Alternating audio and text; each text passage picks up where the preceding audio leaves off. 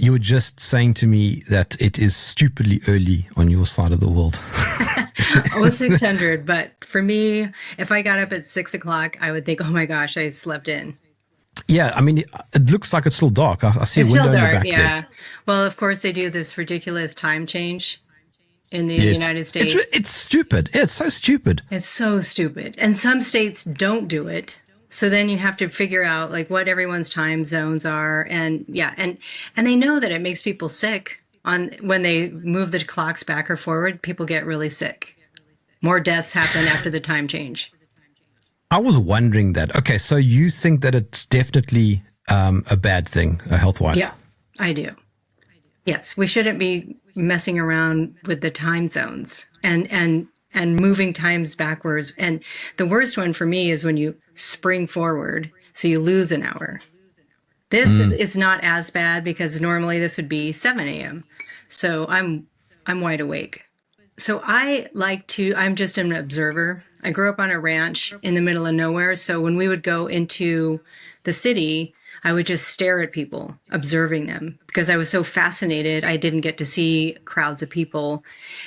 And so I think I have just this, pinpoint observation skill. So I always look at why are men, specifically modern men, going bald? I look at Sikhs. I was in India and all the Sikhs never, ever cut their hair and they have it, swirled up in a turban.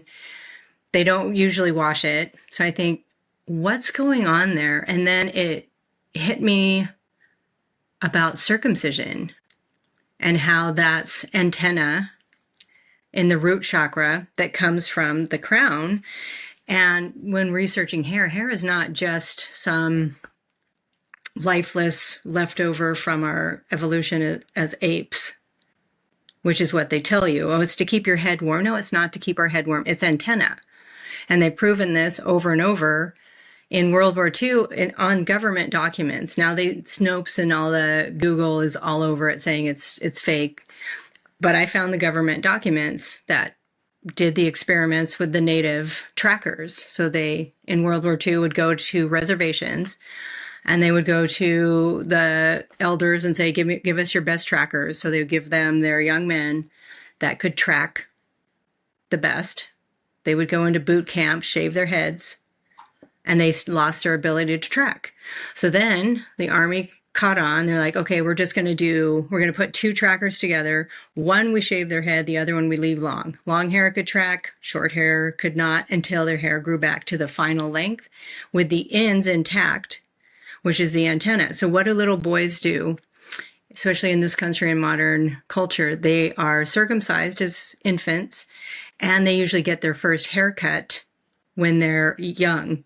Girls don't as much. So you're cutting off the brand new hair with the antenna. So those two things can lead to male pattern baldness, and then we get into all of the chemicals men are infused with. And I had never thought of it that way in terms of like hair being so important. But even if you think of the biblical story of, I think it's Samson? Samson, yeah. And he loses, he gets a haircut or something and he loses his strength. His, was it his wife or girlfriend? I don't know the exact story. But she cuts his hair so he loses power. Sorry, yeah, it is. Yeah, it is. Delilah arranged for his hair to be shaved while he slept, leading to the loss of his strength. Yes. And there's all sorts of stories. Genghis Khan, when he conquered China, had the women cut their bangs to cover the forehead, which is where we receive a lot of energy and activation for the pineal gland, because the bone is very porous. So he covered that area, which is, if you look at the modern Hollywood and movie stars, everything they do is to remove strength from the hair. And the number one way to remove strength is washing it. So you're washing off the sebum, which is the coating, which allows the electromagnetic forces to run through the body. Without it, you can't. Same on the inside. So your nerve endings and everything else is coated with myelination. So your argument about it being antenna, because that obviously sounds crazy when you say it like that, but basically it's the connection with nature. So I see it a direct extension of our nervous system, our nerve endings, our spinal column. Everything that's coming up through the spinal column now comes outside. So that's our ability to observe the world around us. And proprioception is coming through your antenna, everything. That it's sort of the sixth sense that they call it, goes through this wireless antenna that we have on the outside of our heads. And men, of course, cut their hair more than women. Yes. But sorry, I interrupted you, but just to feed into what you're saying, I was just thinking, now you mentioned Hollywood, and I was thinking of that, what's that movie called with all the blue aliens on another planet? That's the famous exactly one. What's right. It's the Avatar. What's it called? Avatar. And they make those connections with the hair. That's exactly what it is. And so it's this feedback. And of course we would have that as wild humans, but everything that they tell us in modern world is to strip. So everyone is supposed to wash their hair, sometimes twice, to get that squeaky feeling. When you have the squeak, all of the sebum has been stripped from the hair. So all of the electromagnetic flow is gone. But don't women also use the same sort of products as men, if not more so, and yet we don't see as much balding? You'll see more balding in women that use all of the hair dyes. If they get it cut more, you will see the female pattern baldness, but women cover it up more than men. So either women will wear wigs or hats, or you'll never know that they're balding. But you're seeing it more and more. The more women have short haircuts and are doing the similar things that men are doing. Okay, so you dropped in circumcision, but you didn't really chat much about that. Just elaborate a bit on that. Okay, so and no one else has made this connection. So this is just what I have observed. And if you look at the whole spinal column, the roots are in the first chakra. So that's everything that goes into the coccyx and spread out. If you cut the roots of anything, eventually the part of that tree is going to start to die back. And that's what I had thought of. What if we're cutting off the roots of these little boys, and then when the hair actually starts to grow, we cut off the tips of the antenna. So you're creating a perfect storm. And when we look at, just for example, the Sikhs, whether they live in this country or not, doesn't matter. They still have long hair without the pattern baldness. Now, of course, we have to add in all of the electromagnetic radiation. So we've cut the root from the male circumcision, which is exactly, the tip of the penis has some of the most nerve endings of anywhere on the body. Cut that, you're severing a big part of the root system. Now it comes up, out, and you're severing the end of the antenna. So that is shown. Like if you cut the ends of your hair, you're cutting the antenna, and it takes a while to grow back. Every person's hair is a certain length. Yes, but now it makes me wonder about the length of hair. I mean, does that matter? I think it matters, because if you're always cutting it, you're always cutting off the tips. So you're never allowing, your hair has a certain length. It might be shoulder length, it might be down to your back. You would never know until you just let it all grow out. And then once it hits its end, it forms the antenna on the end of the hair.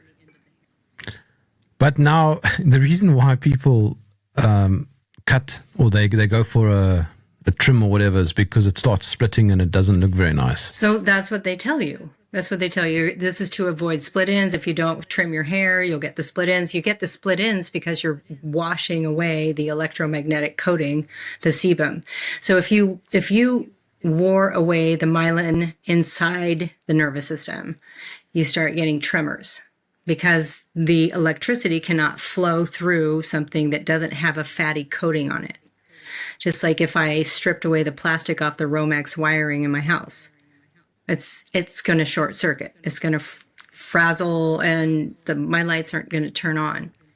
Similar with the body. If I've interrupted the myelination on the outside, what they call sebum, same thing, the same thing. I don't have the electrical signal being able to pass through into the top of my nervous system.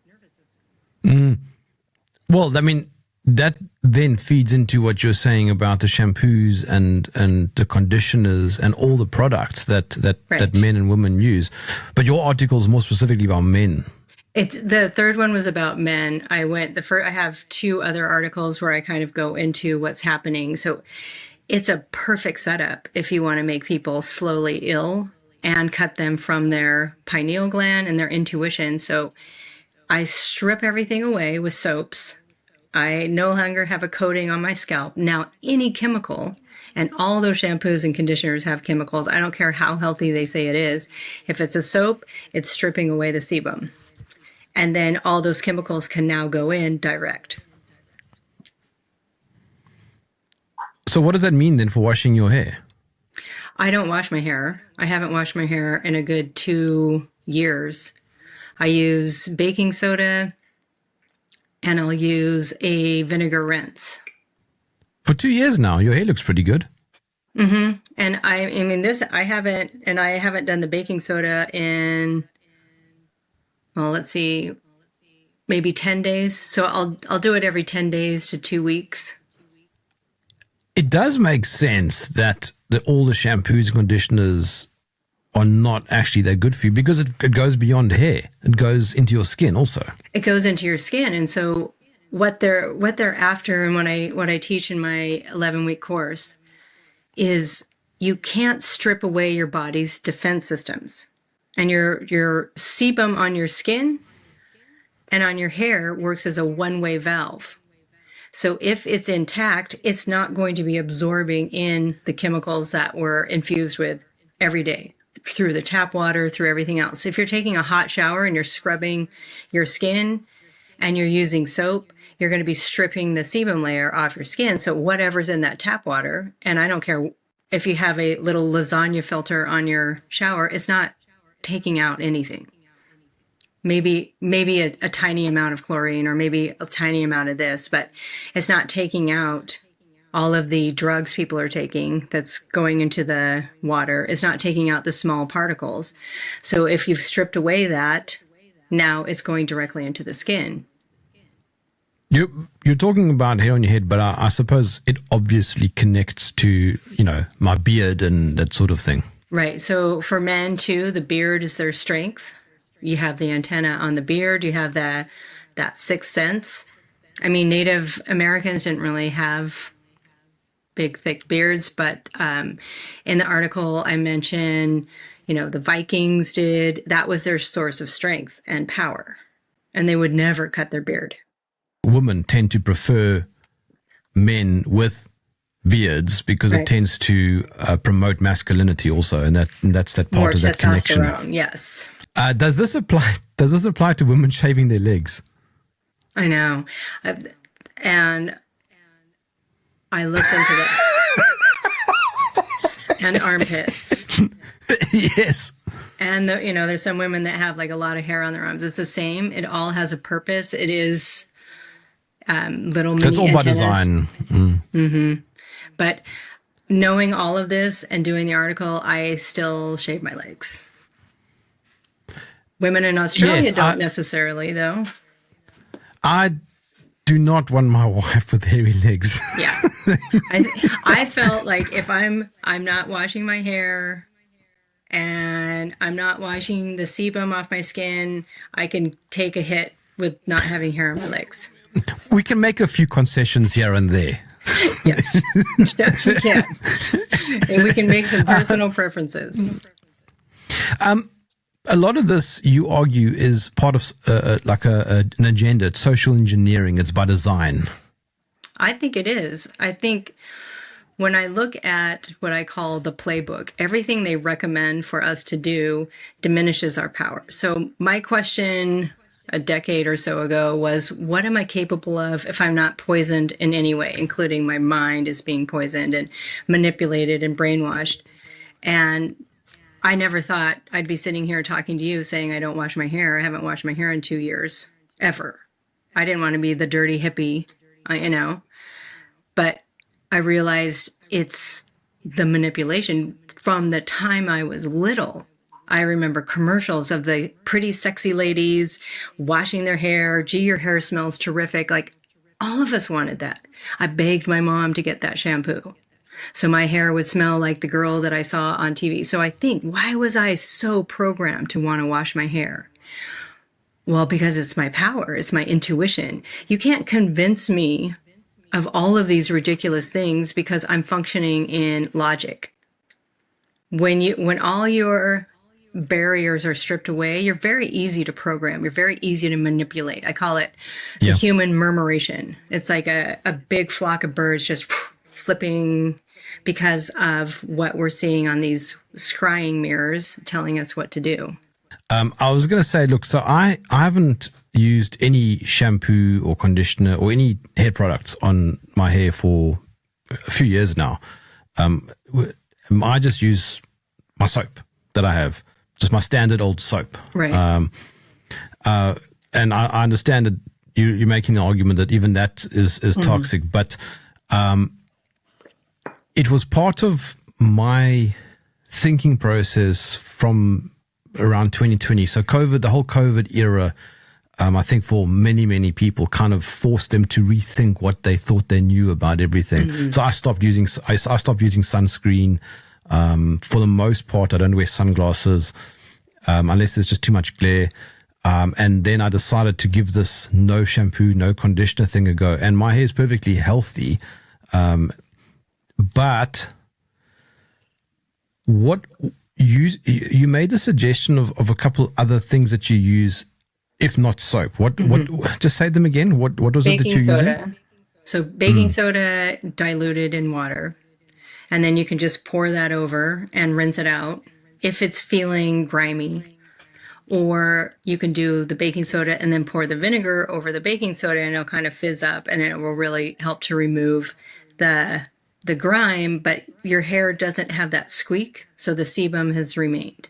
So that's what we're after. We're after cleaning the hair, looking good, smelling fresh, but not stripping away your defense mechanisms or the ability to read the surroundings. Yeah, and I mean, if you just think about it for more than 10 seconds, I mean, soap and all these products, they're all a relatively new addition to humanity. What were people doing for thousands of years? Right. And they were healthy for thousands of years. So we can look at their jaws and their teeth and everything else and look at wild animals. They're not succumbing to bacteria and germs and parasites and everything else. It's us that are succumbing to these issues. And why? Yeah, I mean, no, you're right. I mean, more people, I think, than ever before use toothpaste. And there are so many issues with teeth. Because it puts holes in your teeth. So you have the biofilm, and I see naturopaths and homeopaths telling people to take a biocide to kill the biofilm. The biofilm is like your mycelium network that's under the soil that the trees and the bushes and the plants are communicating through. We have the biofilm in our mouth. We have it running through the body. So it's a bacterial network that's communicating about our body only to stay in homeostasis. It's not communicating to make us sick. So when you remove that, you're removing the teeth's protective layer. You're stripping away the mucosal membranes. So year after year after year of doing that, you're going to get holes in your teeth. And what do? They take the radiation and they take x-rays right at your mouth, and that's going to put cavities. That's going to harm your roots. What do they tell you to do when you harm your your roots are sore, put clove oil on it. Clove oil damages the roots. Yeah, or get a filling or get a root canal. Exactly. And what is that? It's a eggshell. So eventually the tooth is going to break. So you have a mouthful of false teeth. There's these fat cats are sitting around in the room and they're pissed if anyone over the age of 50 is walking around with their own joints, their own teeth, their own lenses in their eye. They want all of us to be as profitable inside the medical industrial complex as possible. And they know cradle to grave what we're worth. And I mean, in your Substack article, you also point out fluoride, and that's a big issue with water. And people drink a lot of tap water, which contains fluoride. Although, like for example, in our house, all our water, everything, taps, showers, everything is filtered. But the average household is not. Right. And even the filters, we have to look at. I get 5-gallon glass carboys. I go up to the mountain and I fill it from a spring. That is delicious water. That is living water. I can't replicate that ever. And I can't replicate it with a filter and then putting some man-made minerals that they tell you are what you need, because I certainly don't think that's the case. And so you're not getting any of the hydration that you need from living water. And your body has to compensate. So if you're drinking a lot of filtered water or anything else, who knows what it's actually filtered? We have these little sticks that tell you parts per billion. Well, that's just a big particulate. So I can filter out big particulates and tell you, look, it's healthy, when could be absolutely the opposite. And I look around in my country, people are sick and they're very, very overweight. So something's got to give. Yes, and also, of course, we know that vaccines are no good and they contain all sorts of bad things, which you argue can also lead to balding. 100%. So, and all of those are going into the wastewater systems of cities. So if you're drinking tap water, who knows what part of that vaccine is getting flushed out of those, half the population into the wastewater. And what are you drinking? All of the prescription drugs. But yes, any chemical is going to interrupt and interfere with the body's natural mechanisms. So the amount of balding, and that is it's a huge industry. And once you have an industry worth billions, you're never going to see any information on how to protect the hair. You're only going to see info on minoxidil and Rogaine and all of these drugs that, a lot of influencers are promoting, because it's just couple $1,000s in the bank for them just to say, here's a coupon for minoxidil, or here's, a hair regrowth treatment protocol. But those are black box warning drugs. So yeah, it might grow a few sprigs of hair, but when you stop using it because your kidneys shut down, your hair goes back to being bald. Yeah, I mean, something I'm asking this not because I think you might know the answer, but it's a rhetorical question that I've thought about over the years. But like, why do we have hair? Why do we grow hair? Mm-hmm. And often in very weird places. It does make sense that it serves one or multiple functions. You say that its primary function is to be antenna. Mm-hmm. And then you would conclude that things like Wi-Fi and Bluetooth and other wireless technology can interfere with that antenna. I would say exactly that. And I wouldn't say we have to get freaked out about it. I see eagles building nests on Wi-Fi towers and herons building nests, but it's more of it's an interference. And when we don't have our protective mechanisms, so we don't have the fatty coating, then I think we're more prone to influence. And I think anyone can do the experiment and has seen that just by thinking about something, you get advertised to it on the computers. How are they doing that? Yes, and I think it's important to emphasize that if I'm following you correctly, all of these are vectors towards hair loss, right? it doesn't mean that if you're circumcised, you're going to lose your hair. But if you are circumcised and you use shampoo and you use conditioner and you shave your head and Yep. you're increasing Right. that risk factor. Right. And then you look at, let's say, firefighters in your area that use those big radios. Their heads are fried. Look at them. They all look the same. They all look like they had radiation sickness. And they eat the late night take and bake pizzas, and they drink the sodas, and they drink the coffee, so it's never a one thing. It's never a taproot like, oh, you got circumcised and you got a haircut when you were early, you're going to be bald. It's all of it combined, and the area that you go bald is what you'll get from, your dad. That's where it will go bald, whether it's, receding back this way or it's bald on the crown. So people will say, oh, it's just genetics. I'm going to go bald because my dad went bald. No, that's just because you guys have the same pattern. A lot of these variables that are being included here are not good. And it's a better idea to try and remove them bit by bit, subtract them from your life. Exactly. And if you don't think any of this is valid, look at the mainstream research will point out that pubic hair signals pheromones. When you strip all the pubic hair, you're not signaling to a potential mate. Well, you don't need pubic hair to send out pheromones. Something else is happening. Something else is happening with that antenna through signaling. What is it signaling? I mean, you're signaling that you're available, that how can I say this?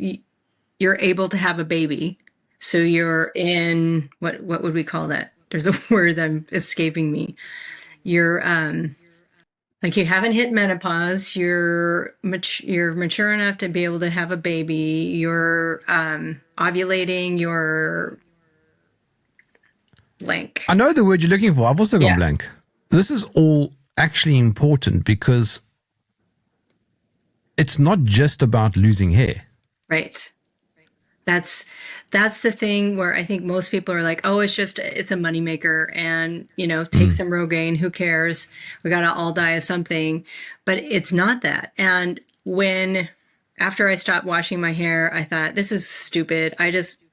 It was an experiment. I'm just gonna wash my hair.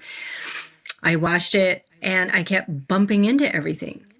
Just silly things and near misses when I'm driving my truck around. I'm thinking, what is going on? And I think it was I had removed the coating. I had removed my proprioception. Something else was going on. I had just removed my sense of where my body was in space. So fear and anger are the number one disruptors of homeostasis, worse than any chemical you could consume.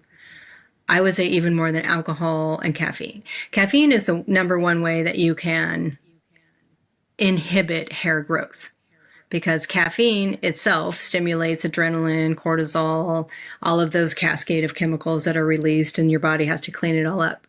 So it inhibits fibrin, elastin, collagen production. So, not just the chemicals that are causing hair loss, but then we have to also look at what's inhibiting hair growth. And I mean, you can see the effects of stress. So all of those chemicals are flooding in. And why? Why would the hair be something that would respond if it's just dead, lifeless? How could it go gray in a few days? What is happening with an antenna? So the body has to pull in all resources. The hypotheses are amazing to think like what is going on and what is contributing that I have so much energy in my hair that it could all of a sudden disappear in a few days. And you see that. If I look at, let's say, native Africans, Bushmen, whatever, people who are more rural, and I compare them to people who live in the mega cities, it's very rare that you see rural old people bald. Right. Men, I'm talking about. Exactly. And they haven't touched, I guarantee you, they haven't had routine haircuts.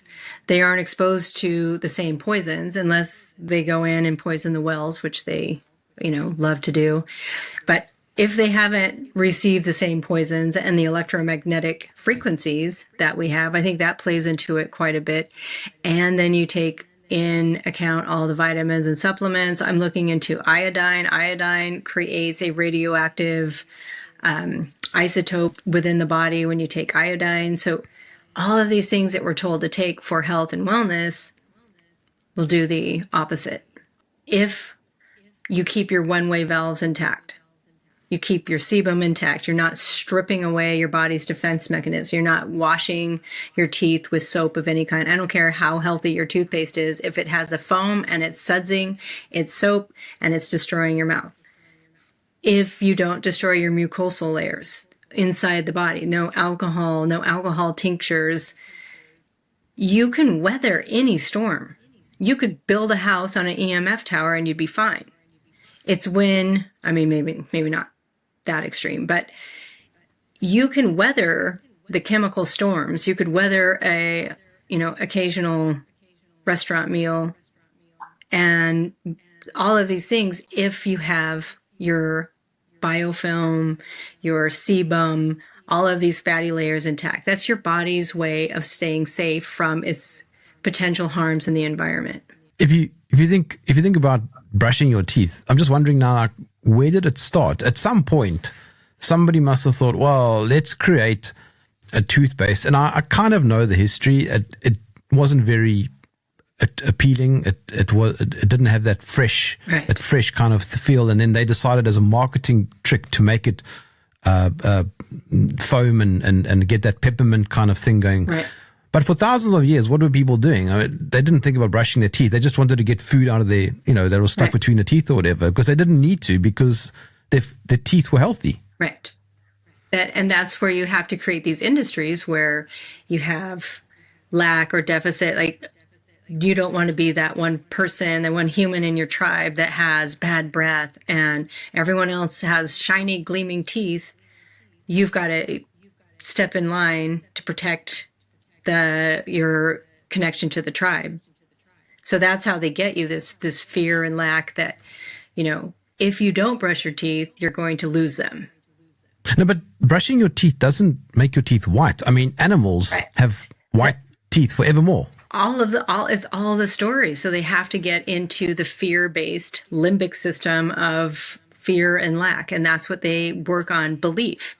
So you and I see in our observable reality all the wild animals. I go out hiking every single day and I'll find jaws and I will try to break those teeth with a rock and I can't.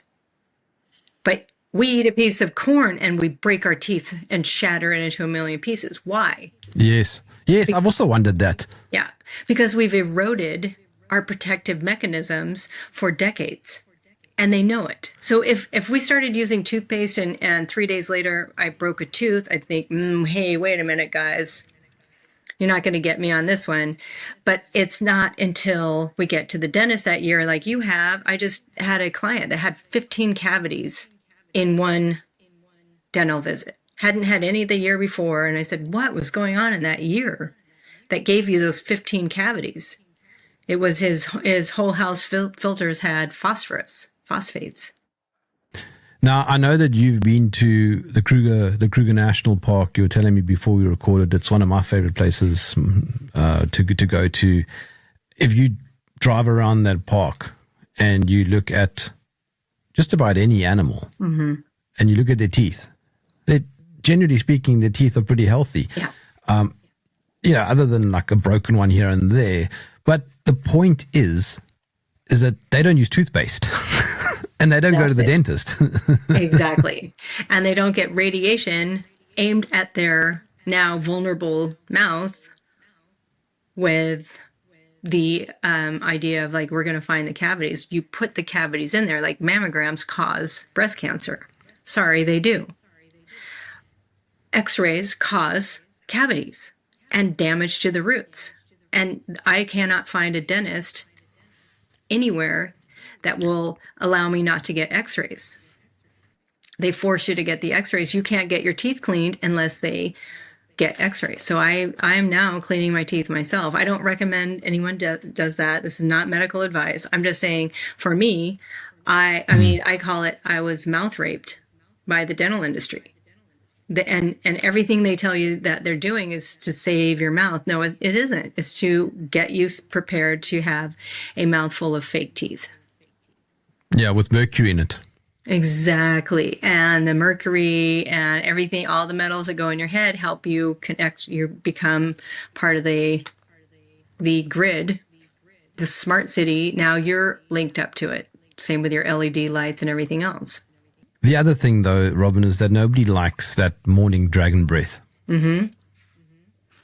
But I would say, and I would make a case for this, and there's three things that I want to say. One, if you're in homeostasis, you don't have bad breath. You don't have morning breath. You don't have a carpet on your tongue that you need to scrape off. And I would say scraping your tongue is one of the worst things that you can do. So, but if you do have odor in your mouth, where is that coming from? Have you been eroding your sensitive biofilm with a biocide? Are you drinking alcohol? Are you taking tinctures, which are alcohol based? That will destroy the linings. Are you taking any type of industrial waste solvent like turpentine, DMSO? That will strip away your natural mechanism. So then your bacteria, as we know, is pleomorphic. You can't kill bacteria. It'll just change shape until the environment changes. Well, now you have a problem. Now you have odor because your bacteria is out of balance. Now you'll have yeast growing because your bacteria is out of balance. And then you eat the chemical-laden foods. And now we're out of homeostasis. In other words, if you can go back to as close as possible to how your default configuration should be, then you won't find these things. Like your armpits won't stink either, for example. Exactly. And if they do, then you think, what was I consuming that's creating the odor? Oh, this was what it was. Stop doing that. You know, people that are supposedly awake and healthy go to Starbucks and get coffee and bioengineered food. Well, that bioengineered food is the same as consuming a chemical made in a lab, because that's basically what it is. Your body doesn't know what it is. It has to excrete it as waste. So, you know, there's always a reason that you have these odors. There's always a reason that you're out of alignment. Many, many things can lead to balding, hair loss, even bad diet. I would say even brushing your teeth with regular toothpaste. And I mean healthy toothpaste, like Hello and Beaver, and I don't care if they put charcoal in it, it doesn't make it healthy. It's stripping away the roots, and every tooth is like its own personal organ. And so when I make my own toothpaste, my son had been using it. Now it's been about, for him, 3 to 4 years, you know, with going to his dad and using regular toothpaste here and there. And he told me that he tried to eat a bag of candy that he normally eats, and his teeth wouldn't chew it. He had to spit it out. He said, I think my teeth are now awake. They're like communicating what's poison. And I mean, because they're alive anyway. They're alive, and each one has nerves that connect to different parts of the body. Each tooth individually is connected to different sections of the body and organs of the body, and communicating. They're communicating back and forth, and that's what we call homeostasis. So you can't say the dentist knows about the mouth because it doesn't know about the body. So it doesn't know about anything. The neurosurgeon doesn't know anything about the body or the brain because it only sees it as a separate compartmentalized approach to the body. The body works in synergy. And so we will never know or understand how the body works, ever, period, the end. Something that I learned in the last few years, for example, is if you go to the gym, or doesn't matter if you go to the gym, if you're doing something that's active, one joint is not doing all the work. Your entire body is helping Right. that joint do the work, Right. and the muscle, etc., etc. Right. Everything's connected. That's it. Yeah. And you can even prove that to yourself. You do like a back raise, like feel every part of your body. Every part of your body is engaged, including your hair, including the proprioception around you, and monitoring other people at the gym and feeling their energy, and being around men that have higher testosterone. They've proven that men testosterone levels will raise. Everything is a fluid document. But they want to reduce testosterone in men. Of course they do. Because then, and look at why we have wars. We send our best and brightest men, 18 To die. to die, to cull the herd. And the men that are left, we're going to infuse the population with estrogen and estrogen producing chemicals. And we're going to tell them that they can be women and confuse them and all sorts of other stuff. And all sorts of other things, and they're toxic masculine, and we've beat them down so far that most men are afraid to even be a man. So then, Robin, what is the moral of the story here? To not interfere with the body. Because interfere means we enter into a state of fear, which is where the corporations work. So they work on our belief. The word lie is in the word belief. So they can get us to believe toothpaste is good. They can get us to believe washing all of the natural mechanisms off our body is positive. So that's, once we stop believing anything they say, we start turning back into, what do I think? Does this make sense to me? Is this in alignment with what I know to be true? Then the spell is broken. You're not going to go to the medical industrial complex and give them your blood for them to cast spells on. You're going to stay in harmony with your body, and you're going to listen.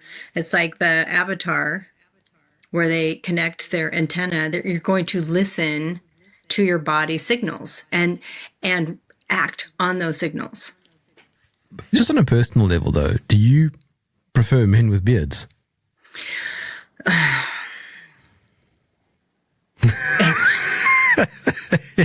I've been programmed by Disney movies and Hollywood movies and soap operas. So it's a jump. I like visually looking at them, but it's hard to. Because my wife, she moans if I've got too much hair on my face. Yeah. She just doesn't want to kiss me or anything like that because it's just uncomfortable. So it's that part of it. I think, after a certain phase and the beard gets nice and soft when it's growing out, it's like razors. It's difficult. And then starts the cycle again. So men with beards, and they start using beard oils and beard conditioners, etc. Yes. Then it's nice. Then I've seen some really nice beards. But those are chemicals, though. If you just use beard oils that are, and I have in my book recipes.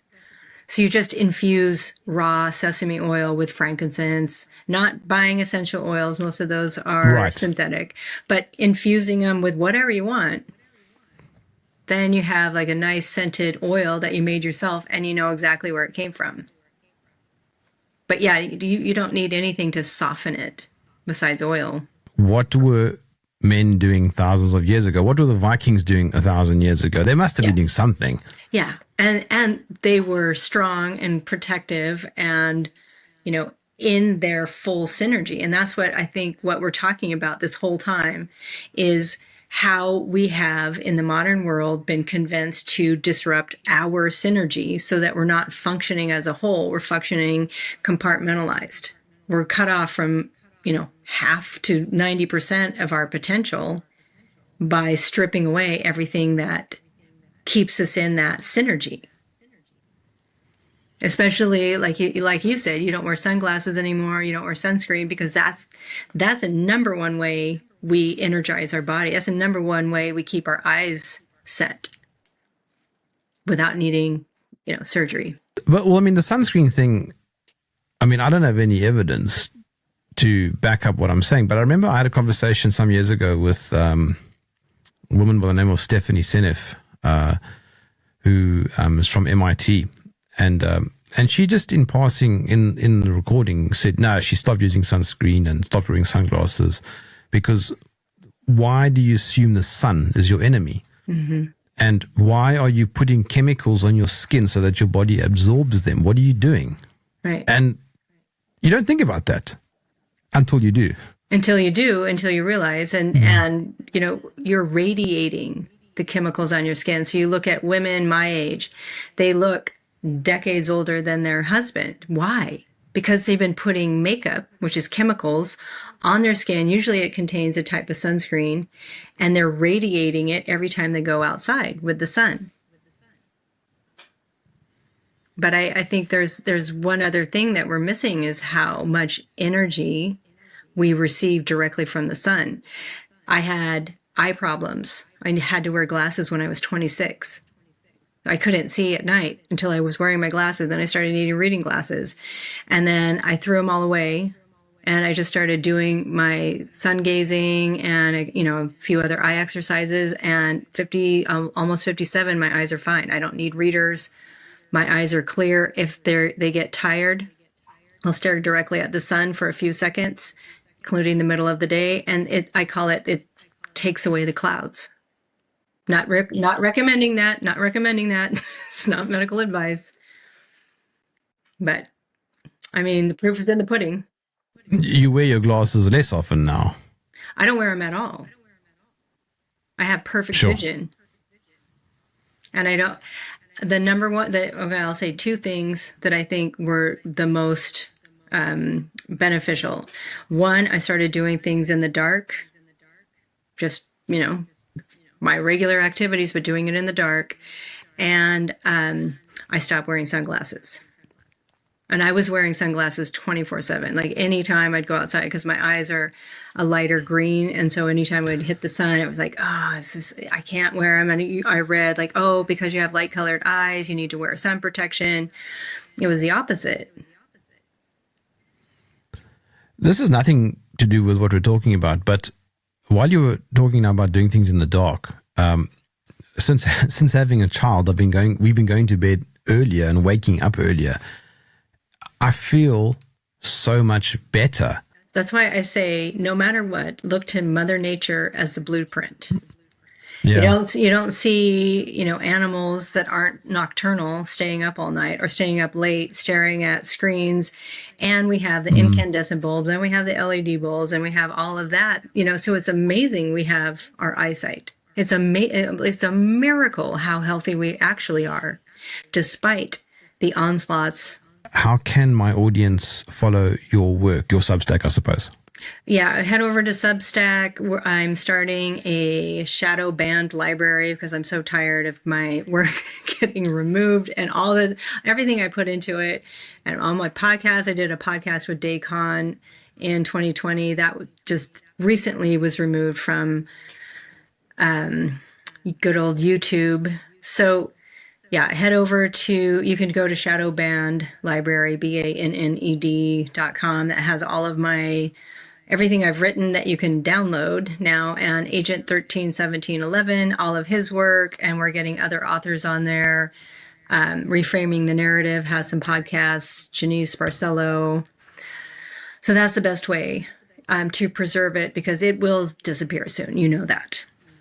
Yeah, so your Substack is medicinegirl.substack.com. Yeah, is that just correct? Medicine Girl on Substack.